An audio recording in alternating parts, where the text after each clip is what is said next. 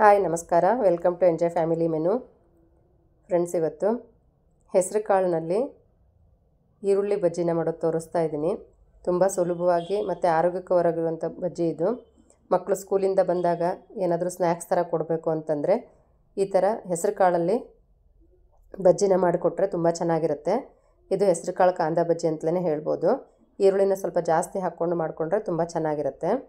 ಈಗ ಇದಕ್ಕೆ ನಾನು 1 ಕಪ್ನಷ್ಟು ಹೆಸರು ಬೇಳೆ, ಹಾಗೆಯೇ 1/4 ಕಪ್ನಷ್ಟು ಅಕ್ಕಿ ತೊಗೊಂಡು ಇದನ್ನು ಕ್ಲೀನಾಗಿ ತೊಳ್ಕೊಬೇಕು. ತೊಳೆದ್ಬಿಟ್ಟು ಚೆನ್ನಾಗಿ ನೆನೆಸ್ಕೊಳ್ಬೇಕು ಫ್ರೆಂಡ್ಸ್. ಇದನ್ನ ನೀರನ್ನು ಹಾಕಿ ಸುಮಾರು 2ರಿಂದ 4 ಅವರ್ ನೆನೆಸ್ಕೊಂಡ್ರೂ ನಡೆಯುತ್ತೆ. ನಿಮಗೆ ಅರ್ಜೆಂಟ್ ಇದ್ದರೆ 2 ಅವರ್ ಸಾಕು, ಇಲ್ಲ ಸ್ವಲ್ಪ ನಿಧಾನವಾಗಿ ಮಾಡ್ಕೊಳ್ತೀವಿ ಅಂದರೆ 4 ಅವರ್ ನೆನೆಸ್ಕೊಂಡ್ರೆ ಚೆನ್ನಾಗಿ ಬರುತ್ತೆ. ಈಗ ನೋಡಿ, ಅಕ್ಕಿ ಮತ್ತು ಹೆಸರುಬೇಳೆ ಎರಡೂ ಚೆನ್ನಾಗಿ ನೆನ್ಕೊಂಡಿದೆ. ಇದೆರಡನ್ನೂ ನೆನ್ಕೊಂಡಾದಮೇಲೆ ನೀರನ್ನು ಕ್ಲೀನಾಗಿ ಸೋಸಿ ತೆಗೆದುಬಿಡಬೇಕು. ನೀರಿನಂಶ ಏನೂ ಇರಬಾರ್ದು, ಯಾಕಂದರೆ ಇದಕ್ಕೆ ಇದಾಗಲೇ ನೀರಲ್ಲಿ ನೆನೆದಿರೋದ್ರಿಂದ ನೀರಿನಂಶ ಇರುತ್ತೆ. ಮತ್ತು ಉಪ್ಪು ಹಾಕ್ಕೊಂಡಾಗ ಜಾಸ್ತಿ ನೀರನ್ನು ಬಿಟ್ಕೊಳ್ಳುತ್ತೆ. ಮತ್ತು ಹಾಗೆಯೇ ಈರುಳ್ಳಿಲಿ ಕೂಡ ನೀರಿರುತ್ತೆ. ಅದರಿಂದ ನೀರೆಲ್ಲ ಪೂರ ಒಂದು ಹನಿ ಕೂಡ ಇಲ್ಲದೇ ಇರೋ ಹಾಗೆ ಚೆನ್ನಾಗಿ ಸೋಸ್ಕೊಂಡು ಆದಮೇಲೆ ಇದನ್ನು ಮಿಕ್ಸಿಗೆ ಹಾಕ್ಕೋಬೇಕು. ಮತ್ತು ಮಿಕ್ಸಿಗೆ ಹಾಕ್ಕೊಂಡಾಗ ತುಂಬ ನುಣ್ಣಗೆ ರುಬ್ಕೋಬೇಡಿ, ಸ್ವಲ್ಪ ತರ್ತರೆಯಾಗಿ, ಅಂದರೆ ಮೀಡಿಯಮ್ ರವೆ ಥರ ಸಣ್ಣಗಿದ್ದರೆ ಸಾಕು. ರವೆಯಾಗಿದ್ದರೆ ಇದು ಬಜ್ಜಿಗಳು ತುಂಬ ಚೆನ್ನಾಗಿ ಬರುತ್ತೆ. ಈಗ ಇದಕ್ಕೆ ನಾವು ಒಂದು ಬೌಲಿಗೆ ಹಾಕ್ಕೊಂಡಿದ್ದೀನಿ ಇದನ್ನು. ಈಗ ಇದಕ್ಕೆ ಹಸಿಮೆಣ್ಸಿಕಾಯಿ 4ರಿಂದ 5 ತೊಗೊಳ್ಳಿ. ನಿಮಗೆ ಖಾರ ಜಾಸ್ತಿ ಬೇಕು ಅನಿಸಿದ್ರೆ ಅಚ್ಕಾರದ ಪುಡಿನೂ ಹಾಕ್ಬೋದು, ಇಲ್ಲಾಂದರೆ ಇನ್ನೊಂದೆರಡು ಹಸಿಮೆಣ್ಸಿಕಾಯಿ ಹಾಕ್ಕೊಂಡ್ರೂ ಕೂಡ ಚೆನ್ನಾಗಿರುತ್ತೆ. ಈಗ 4 ಈರುಳ್ಳಿನ ಉದ್ದುದ್ದಕ್ಕೆ ಕಟ್ ಮಾಡಿ ಹಾಕ್ಕೊಳ್ತಾ ಇದ್ದೀನಿ. ಆದಷ್ಟು ತೆಳ್ಳಗೆ ಕಟ್ ಮಾಡ್ಕೊಳ್ಳಿ ಈರುಳ್ಳಿನ.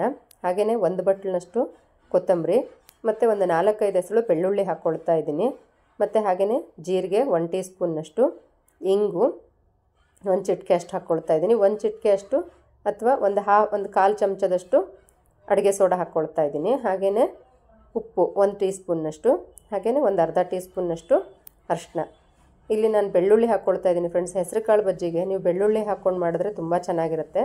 ಟೇಸ್ಟು ಕೂಡ ತುಂಬ ಚೆನ್ನಾಗಿ ಕೊಡುತ್ತೆ. ಅದರಿಂದ ಬೆಳ್ಳುಳ್ಳಿ ಹಾಕ್ಕೊಳ್ತಾ ಇದ್ದೀನಿ. ಮತ್ತು ಬೆಳ್ಳುಳ್ಳಿ ಹಾಕ್ದೇ ಮಾಡಬೇಡಿ, ತುಂಬ ಚೆನ್ನಾಗಿ ಬರುತ್ತೆ. ಬೆಳ್ಳುಳ್ಳಿ ಹಾಕಿದ್ರೆ ಟೇಸ್ಟು ನಿಮಗೆ ಸ್ವಲ್ಪ ಡಿಫ್ರೆಂಟಾಗೂ ಸಿಗುತ್ತೆ. ಈಗ ಚೆನ್ನಾಗಿ ಎಣ್ಣೆನ ಕಾಯಿಸ್ಬಿಟ್ಟು ಆಮೇಲೆ ಮೀಡಿಯಮ್ ಊರಿನಲ್ಲಿ ಇಟ್ಕೊಂಡ್ಬಿಟ್ಟು, ಅಂದರೆ ಮಧ್ಯಮ ಫ್ಲೇಮಲ್ಲಿ ಇಟ್ಕೊಂಡು ನೀವು ಬಜ್ಜಿಗಳನ್ನು ಹಾಕ್ಕೋಬೋದು. ಎಷ್ಟು ಬೇಕೋ ಅಷ್ಟು ನೋಡಿಕೊಂಡು ಬಜ್ಜಿಗಳನ್ನು ಹಾಕ್ಕೊಳ್ಳಿ. ಈರುಳ್ಳಿ ನೀವು ಇನ್ನೊಂದು ಸ್ವಲ್ಪ ಜಾಸ್ತಿ ಹಾಕ್ಕೊಂಡ್ರು ಕೂಡ ನೀವು ಬಿಡಿಯಾಗಿ, ಅಂದರೆ ಕಾಂದ ಬಜ್ಜಿ ಥರ ಸಪ್ರೇಟಾಗಿ ಒಂದೊಂದೇ ಹೆಸರು ಬೀಳೋ ಥರ ಹಾಕ್ಕೊಂಡ್ರು ತುಂಬ ಚೆನ್ನಾಗಿರುತ್ತೆ. ಈಗ ಇದನ್ನು ಚೆನ್ನಾಗಿ 2 ಕಡೆಗೂ ನಾವು ಚೆನ್ನಾಗಿ ಕರೆದುಕೊಳ್ಬೇಕು. ಇದು ಬೇಗನೆ ಕರೆದ್ಬಿಡುತ್ತೆ ಫ್ರೆಂಡ್ಸ್, ಯಾಕಂದರೆ ಹೆಸರು ಕಾಳಾಗಿರೋದ್ರಿಂದ ಮತ್ತು ನೆನೆಸ್ಕೊಂಡು ನಾವು ಆವಾಗ ರುಬ್ಬಿ ಮಾಡ್ಕೊಳ್ತಾ ಇರೋದ್ರಿಂದ ಬೇಗ ಬಜ್ಜಿಗಳು ಕೂಡ ಬೇಗ ರೆಡಿ ಆಗಿಬಿಡುತ್ತೆ. ಆದಷ್ಟು ಮೀಡಿಯಮ್ ಫ್ಲೇಮಲ್ಲೇ ಇಟ್ಕೊಳ್ಳಿ. ಹೈ ಫ್ಲೇಮಲ್ಲಿ ಇಟ್ಕೊಂಡ್ರೆ ಕೆಂಪಗಾದಮೇಲೆ ನೀವು ತೆಗೆದ ತಕ್ಷಣಕ್ಕೆ ನೀವು ತೆಗಿಬೇಕು ಅನ್ನೋವಾಗಲೇ ಬೇಗ ಸೀದ್ಕೊಂಡ್ಬಿಡುತ್ತೆ. ಅದಕ್ಕೋಸ್ಕರನೇ ಆದಷ್ಟು ಸ್ವಲ್ಪ ಕೆಂಪಗೆ ಬರ್ತಾಯಿದೆ ಕಲರು ಅನ್ನೋವಾಗಲೇ ಬಜ್ಜಿಗಳನ್ನು ಎತ್ಕೊಂಡ್ಬಿಡಿ. ಯಾಕಂದರೆ ಬಜ್ಜಿಗಳು ಮಾಡಾದಮೇಲೆ ಮತ್ತೆ ಎಣ್ಣೆ ಅಂಶ ಅದರಲ್ಲಿರೋದ್ರಿಂದ ಬೇಗ ಮತ್ತೆ ಸೀದ್ಕೊಳ್ಳೋ ಚಾನ್ಸಸ್ ಇರುತ್ತೆ. ಅದರಿಂದನೇ ಇವಾಗ ನೋಡಿ ರೆಡಿ ಆಗಿದೆ ಹೆಸರು ಕಾಳು ಕಾಂದ ಬಜ್ಜಿ. ಮತ್ತು ಇದನ್ನ ನೀವು ಚಟ್ನಿ ಜೊತೆಗೆ, ಇಲ್ಲ ಅಂತಂದರೆ ಸಾಸ್ ಜೊತೆಗೂ ಕೂಡ ತಿನ್ಬೋದು, ಇಲ್ಲ ಹಾಗೆ ತಿನ್ನೋಕ್ಕೂ ಕೂಡ ತುಂಬ ಚೆನ್ನಾಗಿರುತ್ತೆ. ಮತ್ತು ಇದು ನೀವು ನೋಡೋ ಹಾಗೆ ಮೆತ್ತಗಿರಲ್ಲ ಫ್ರೆಂಡ್ಸ್, ತುಂಬ ಕ್ರಿಸ್ಪಿಯಾಗಿರುತ್ತೆ. ಮತ್ತು ಒಳಗೆ ಅಷ್ಟೇ ಸ್ಮೂತಾಗಿ ಸ್ಪಾಂಜಿಯಾಗಿ ಕೂಡ ಬಂದಿರುತ್ತೆ. ಇವತ್ತು ಮಾಡಿರೋಂಥ ವಿಡಿಯೋ ಇಷ್ಟ ಆಗಿದ್ದರೆ ಲೈಕ್, ಕಮೆಂಟ್ ಮತ್ತು ಶೇರ್ ಮಾಡಿ ಫ್ರೆಂಡ್ಸ್. Thank you.